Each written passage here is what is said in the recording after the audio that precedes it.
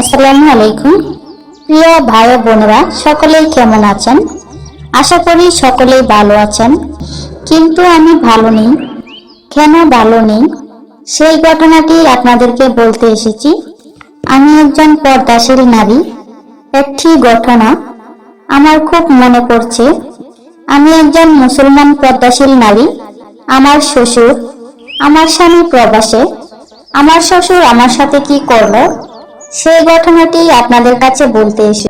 আপনাদের কাছে কোনো টাকা পয়সা চাই না। গল্পটি বললে আমার কোনো লাভও হবে না, শুধু আমার মনটা একটু হালকা হবে। এই কারণেই আপনাদের কাছে গল্পটি বলছি। আমি একজন মাদ্রাসার ছাত্রী ছিলাম। আমি একজন সাধারণ ঘরের মেয়ে। আমার বাড়ি কিশোরগঞ্জ, হোসেনপুর থানা। নিরাপত্তার জন্য আমি গ্রামের নামটি বলছি না। আমার নাম মুসাম্মদ আইরিন আক্তার। আমার বয়স 20 বছর। আমার বাবার নাম মোহাম্মদ জসিমউদ্দিন। আমার বাবা একজন সম্মানিত ব্যক্তি। আমার বাবা 5 ওয়াক্ত নামাজ পড়েন। আমার মা একজন গৃহিণী। আমার মা একজন পর্দাশীল এবং ধার্মিক মেয়ে। তো সেই কারণেই ছোটবেলা থেকেই আমি নামাজ পড়ি এবং আমি মাদ্রাসায় লেখাপড়া করে বড় হয়েছি। আমি যখন এসএসসি পাস করি তখন আমার বিয়ে হয়। তো বিয়ে হয় আমার পাশের গ্রামের একটি ছেলের সাথে। আমার স্বামীর নাম সুজাত মিয়া। তো আমার স্বামী একজন কৃষক। তো বিয়ে হওয়ার পর থেকে যখন আমাদের খরচ বেড়ে যায় তখন আমার স্বামী চিন্তা করে বিদেশ চলে যাবে। তখন আমি আরো নিষেধ করিনি, কেননা টাকার প্রয়োজন। তাই আমি বললাম কয়েক বছর বিদেশ করে আসো, তো পরে আমরা বাকি জীবনটা ভালো করে কাটাতে পারবো। তো এদিকে আমার বেবি পেটে এসেছে। তো বেবি আসার 1 মাসের মধ্যে আমার স্বামী প্রবাসে চলে যায়। তো আমি আমার শ্বশুর শাশুড়ি, দেবর, বাসুর, ননদ সবাইকে নিয়ে সুখে দিন যাপন করছি। তো হঠাৎ করে আমার শাশুড়ি কল থেকে পানি আনার সময় পা পিছলে পড়ে গিয়ে অসুস্থ হয়ে যায়। এরপর থেকে সে আর বিছনা থেকে উঠতে পারে না এবং বাড়ির কাজকর্মও করতে পারে না। তাই বৌমা হিসাবে আমাকে সমস্ত সংসার সামলাতে হয়, কেননা আমার বাসুরের আলাদা সংসার। তাই বৌমা হিসাবে আমি সব কাজকর্ম করি। তো আমি আমার শ্বশুরকে নিজের হাতে খাওয়াই, কেননা যেহেতু আমার শাশুড়ি উঠতে পারে না, তাই রান্নাবান্না সহ সমস্ত কাজ আমাকেই করতে হয়। কিন্তু আমি আমার শ্বশুর মশাইকে নিজের বাবার মতোই মনে করতাম এবং অনেক সম্মান করতাম। শ্বশুরও আমাকে নিজের মেয়ের মতোই আদর করত। সবসময় আমারে খুব ভালো লাগতো যে আমি বাবার বাড়ি রেখে এসেছি। আমার মনে হয় সৌভাগ্য যে আমি একজন বাবার বদলে বাবা পেয়েছি। তাই নিজেকে খুব গর্ববোধ মনে করতাম। কিন্তু আমার শ্বশুরের ভালো মানুষের পিছনে যে একটা খারাপ স্বভাব আছে সেটা কখনোই বুঝতে পারিনি। যদি বুঝতাম তাহলে এই ঘটনার সম্মুখীন হতাম না। তো একদিন রাতের খাবার খাওয়ার সময় আমি যখন আমার শ্বশুরকে খাওয়া দাওয়া করাচ্ছিলাম তখন মোটামুটি ভালোই গরম পড়েছিল।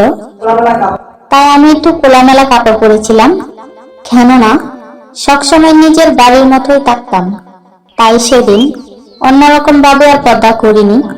কিন্তু যখন আমি আমার শ্বশুরকে খাওয়াচ্ছিলাম তখন দেখলাম শ্বশুরের খাওয়ার থেকে আমার 2টি জিনিসের উপর নজর বেশি। তখন সেটা আমি লক্ষ্য করছিলাম। তখন আমি বাবাকে বললাম যে বাবা, আপনার খাবারটা তো ঠান্ডা হয়ে যাচ্ছে, একটু তাড়াতাড়ি খেয়ে নিন। তখন আমার শ্বশুর বাবা বলল, খাচ্ছি তো বৌমা, যে সুন্দর সুন্দর খাবার খাচ্ছি সেটাতে তো আমার পেট ভরে যাচ্ছে। বাকি কি শুধু মিন খাবার? এর চেয়ে অনেক খাবার আছে, সেগুলো তো আরো অনেক বেশি মজা, দেখে যে মজা পাচ্ছি। তখন আমি বললাম যে বাবা কি বলছেন, আমি কিছুই বুঝতে পারছি না। তখন আমার শ্বশুর বলল, কেন, তুমি কি কিছুই বুঝতে পারো না? আমাকে দেখে তোমার কি মনে হয় না? তো আমি বললাম, হ্যাঁ বাবা, আপনাকে দেখে মনে হয় আমার স্বামীর থেকে আপনার বয়স কম হবে। আপনি এখনো অনেক যুবকই রয়েছেন। তখন বলল, ঠিকই বলেছ বোমা, আমার সবকিছু এখনো ঠিকই আছে। তাই তো বোমা, তোমাকে এভাবে আমি দেখছি আর দূর থেকে মন ভরে কাঁদছি। তখন বললাম যে বাবা, আপনার কথা আমি কিছুই বুঝতে পারছি না। তখন বাবা বলল, ঠিক আছে, আমি খাওয়া দাওয়া করে তোমাকে বোঝাচ্ছি। তখন আমি আমার শ্বশুরকে তাড়াতাড়ি করে খাওয়া দাওয়া করালাম। তারপর আমার শাশুড়িকে খাওয়ালাম, শাশুড়ির ওষুধগুলা খাওয়ালাম। তারপর আমি আমার রুমে গেলাম। রাত 12টার দিকে আমার শ্বশুর আমার ঘরে গেল। ঘরে গিয়ে বসলো এবং বলল, আমি প্রথমে জিজ্ঞাসা করলাম যে বাবা, এত রাত্রে আপনি রুমে এসেছেন? হ্যাঁ বৌমা, আমি বলেছিলাম না যে তোমার সাথে কথা আছে? তো ঠিক আছে বাবা, বলেন কি বলবেন। তো এরপর শ্বশুর মশাইয়ের কথা আমাকে বলল। কি বলবো, অনেক শরমের কথা। তো শ্বশুর মশাই আমাকে বলল যে বৌমা, জানো না, আমার এখন যুবক বয়স, আমারও তো মনটা কিছু ছা, আর এদিকে তোমার শাশুড়ি অসুস্থ হয়ে পড়ে আছে, আমাকে আর কিছুই দিতে পারে না। তখন আমি বললাম, কি বলেন বাবা, তাহলে আপনাকে আরেকটা বিয়ে করে দেই। তখন বলল, তোমার কথা আমি শুনবো, যদি তুমি আমার কথা শোনো। তখন বললাম, হ্যাঁ বাবা, বলেন, আপনি কি বলবেন আমি শুনবো। আপনার কোনো সমস্যা নেই, আপনি কোলাকুলি ভাবেই বলেন কেমন মেয়ে হলে আপনি বিয়ে করবেন। আপনি একটু কোলাকুলি ভাবেই বলেন, কোনো সমস্যা নেই। এরপর বাবা আমাকে যা বলল তা শুনে আমার মুখের ভাষা একদম হারিয়ে যায়। বাবা আমাকে বলল, দেখো বৌমা, অনেকদিন যাবত তোমার শাশুড়ি অসুস্থ হয়ে আছে, যার কারণে আমি আমার সুখটা পাচ্ছি না। আর তোমার শাশুড়ি যা সুস্থ হবে তার কোনো গ্যারান্টিও নেই। তখন আমি বললাম, কেন বাবা, আল্লাহর উপর ভরসা রেখে ধৈর্য ধরুন। তখন আমার শ্বশুর বলে, যত ধৈর্য ধরি এটা সম্ভব না। তখন বলে, এখন আমি কি করব? আর এদিকে তুমিও তো বাসায় একাই থাকো, আমার ছেলে কবে না কবে আসে তাও কোনো ঠিক নেই। তাহলে কি আমরা দুজন সেই কাজটা করতে পারি না? এতে করে তোমারও চাহিদা ফিল আপ হবে আর আমারও কাজ হবে। আমি বললাম, বাবা, আমি একটা জোরে ধমক দিলাম, আপনি আর একটি কথাও বলবেন না।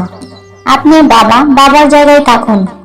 তখন সে আমার মুখে ধরে, শব্দ করো না, আমি কি খারাপ কিছু বলেছি? তোমার আর আমার ভালোর জন্য বলেছি। তো আমার মুখ চেপে ধরে। বাবা এক হাতে আমার মুখ চেপে ধরে, আর এক হাত দিয়ে তার কাজ করতে থাকে। এমন ভাবে জোরাজুরি করে প্রথমে আমার জিনিস দুটি খুব জোরে জোরে টিপল। আমি একজন মেয়ে মানুষ, আর নিজেকে কন্ট্রোল রাখতে পারি নাই। তারপর বাবা আমাকে নিয়ে খাটের উপর শুয়ে দিল। একটা একটা করে আমার শরীর থেকে ব্রা, পেন্টি, সেলার, শাড়ি সবকিছু আমার শরীর থেকে কেড়ে নিল এবং বাবা আমাকে এক প্রকার জোর করে তার জিনিসটি আমার ভিতরে প্রবেশ করালো। কিন্তু কি বলবো, সে আমার শ্বশুর বাবা, তার জিনিসটি কোনোভাবে আমি নিতে পারছিলাম না। ও গোপন কথা, তারপরে আমি বলে দিচ্ছি। তা আমি অনুভব করলাম তার জিনিসটি তার ছেলে থেকে দ্বিগুণ মোটা আর লম্বা হবে এবং সে আমাকে একদম পরিপূর্ণ সুখ যাকে বলে সেটা আমি পেয়েছি। কিন্তু আমার স্বামী বেবি দিয়েছে ঠিকই, কিন্তু আমাকে কোনোদিনও পরিপূর্ণ সুখটা দিতে পারেনি। তো আমার শ্বশুর একবারে আমাকে একদম স্বর্গের সুখ দিয়েছে। তখন আমি বললাম যে আপনি তো এখন চলে যাবেন, আমি কি করব? আমার জ্বালাটা আপনি বাড়িয়ে দিয়েছেন, এখন তো আমি আর ঠিক থাকতে পারবো না, এটা আমি এখন প্রতিদিনই চাইব।